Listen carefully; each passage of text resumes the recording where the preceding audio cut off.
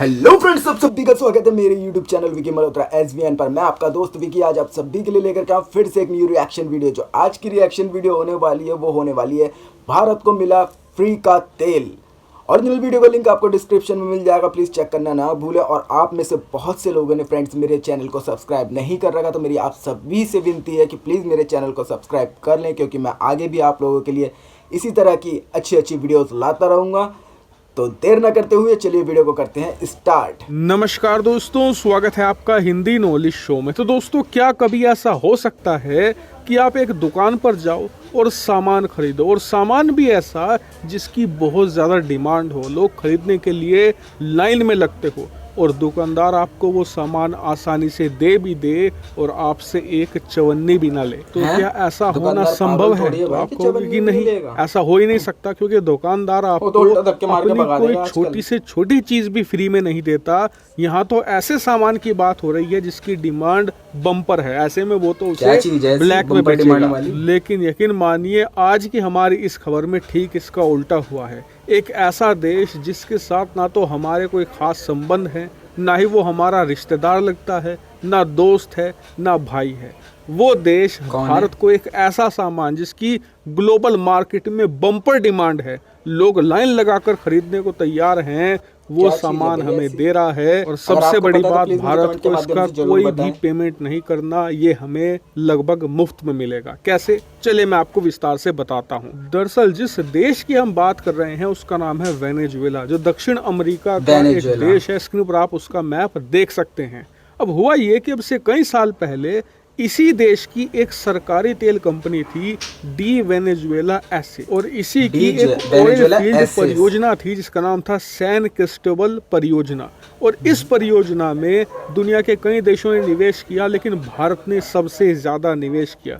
भारत ने कई सौ मिलियन डॉलर इस पूरी परियोजना में लगाए। लेकिन हुआ ये कि जैसे ही भारत ने ये निवेश किया, उसके कुछ ही दिनों के बाद अमेरिका के कठोर प्रतिबंध वेनेजुएला पर लागू हो गए, और भारत का जो ये निवेश था ये फंस गया वेनेजुएला में। लेकिन अब से कुछ ही हफ्तों पहले वेनेजुएला पर लगा ये प्रतिबंध हट चुका है। लेकिन इस निवेश का क्या हुआ? दरअसल खबर ये आई कि वेनेजुएला ने इन पैसों का अच्छा इस्तेमाल किया और सैन क्रिस्टोबल परियोजना में अच्छी प्रोग्रेस करी, जिस वजह से भारत को करीबन 600 मिलियन डॉलर का मुनाफा का लाभांश था, और ये वेनेजुएला पर बकाया था। ऐसे में भारत ने वेनेजुएला से कहा कि हमने आपके देश में पैसा लगाया, उसमें हमें 600 मिलियन डॉलर का लाभांश हो चुका है, तो आप ऐसा कीजिए, इस 600 मिलियन डॉलर के बदले हमें कच्चा तेल दे दीजिए। अब भारत की इस रिक्वेस्ट के बाद वेनेजुएला ने मामले की पड़ताल शुरू करी, और पता चला कि भारत ने 2008 में जो ये सैन क्रिस्टोबल परियोजना में पैसे लगाए थे, इसमें भारत का जो अधिग्रहण का पूरा हिस्सा था वो 40% था। यानी कि भारत का जो टोटल लाभांश था, यानी कि जो हमें लाभ का वो 400 मिलियन डॉलर था, और अघोषित लाभांश 200 मिलियन डॉलर था। यानी कि टोटल 600 मिलियन डॉलर का भारत का लाभांश था। और वेनेजुएला के राष्ट्रपति ने ऐलान किया कि भारत को ये लाभांश दिया जाएगा कच्चे तेल के रूप में। जी हाँ, ये कच्चे तेल की डिलीवरी भारत को देंगे। यानी कि भारत ने 2008 में जो निवेश किया था, उसके मुनाफे के बदले हमें फ्री में 600 मिलियन डॉलर से ज्यादा का कच्चा तेल मिलने जा रहा है, जो भारत के लिए एकदम प्योर प्रॉफिट है। और बताया जा रहा है कि जल्द ही वेनेजुएला इस कच्चे तेल की डिलीवरी स्टार्ट कर सकता है। और इस फ्री के तेल को इस्तेमाल करने के बाद ये भी रिपोर्ट आई है कि भारत वेनेजुएला से डिस्काउंट पर भी तेल खरीदना चाहता है। और रिपोर्ट्स में बताया जा रहा है कि दोनों देश इसको लेकर बातचीत कर रहे हैं कि भारत कितना कच्चा तेल खरीदेगा, उस पर वेनेजुएला कितना डिस्काउंट देगा, उसकी डिलीवरी कैसे होगी, हर एक चीज डिस्कस की जा रही है भारत और वेनेजुएला की तेल कंपनियों द्वारा। हालांकि इस मामले को मैं बहुत ही बारीकी से ट्रैक कर रहा हूं। जैसे ही वेनेजुएला से कोई अच्छी खबर निकलकर सामने आएगी, मैं आपको सूचित जरूर करूंगा। हालांकि इस पूरे मामले पर आपका क्या मानना है, कमेंट करके बताइएगा। Thank you very much for watching. तो फ्रेंड्स, इसी के साथ होती है ये वीडियो यहीं पर समाप्त। तो आपने देखा कि किस तरीके से 2008 का इन्वेस्टमेंट भारत को आज 2023 में मिलने जा रहा है। वो इसके पीछे की सारी वजह ये है कि 2008 में या 2008 से पहले वेनेजुएला तेल निर्यात किया करता था विश्व के अंदर, विश्व की मार्केट के अंदर।